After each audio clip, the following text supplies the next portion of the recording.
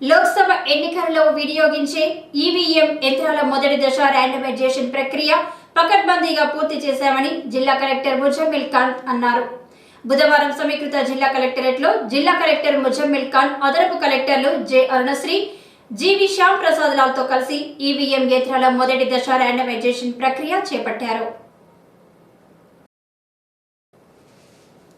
జిల్లా కలెక్టర్ ముజమ్మిల్ ఖాన్ మాట్లాడుతూ, ఎన్నికల కమిషన్ నిర్దేశించిన మార్గదర్శకాల ప్రకారం పారదర్శకంగా ఈవీఎం యంత్రాల మొదటి దశ ర్యాండమైజేషన్ ప్రక్రియ రాజకీయ పార్టీల ప్రతినిధుల సమక్షంలో చేపట్టామని అన్నారు.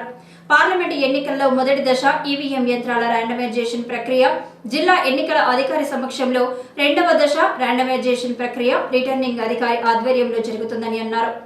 ఈవీఎం యంత్రాల ర్యాండమైజేషన్ మొదటి దశలో జిల్లా ఎన్నికల అధికారి జిల్లాలో ఉన్న అసెంబ్లీ సెగ్మెంట్ల వారీగా కేటాయించడం జరుగుతుందని, రెండవ దశలో ఈవీఎం యంత్రాలను రిటర్నింగ్ అధికారి పోలింగ్ కేంద్రాల వారీగా కేటాయింపు చేస్తారని అన్నారు.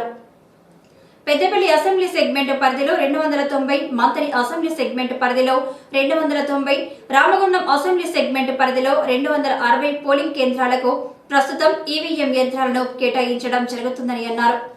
ఎన్నికల కమిషన్ మార్గదర్శకాల ప్రకారం అసెంబ్లీ సెగ్మెంట్ పరిధిలో మనకు అవసరం ఉన్న బ్యాలెట్ కంట్రోల్ యూనిట్ల కంటే 25% అదనంగా, వీవీప్యాట్లు 40% అదనంగా కేటాయించడం జరుగుతుందని, వీటిని కలిపి ర్యాండమైజేషన్ చేస్తామని, రాజకీయ పార్టీల ప్రతినిధుల సమక్షంలో ఆన్లైన్ విధానం ద్వారా పారదర్శకంగా ర్యాండమైజేషన్ చేశామని అన్నారు.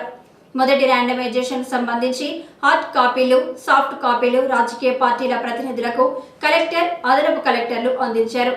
ఈవీఎంలు నియోజకవర్గ కేంద్రంలో ఉన్న స్ట్రాంగ్ రూమ్ కు తరలించే సమయంలో రాజకీయ పార్టీల ప్రతినిధుల సమక్షంలో చేస్తామని అన్నారు.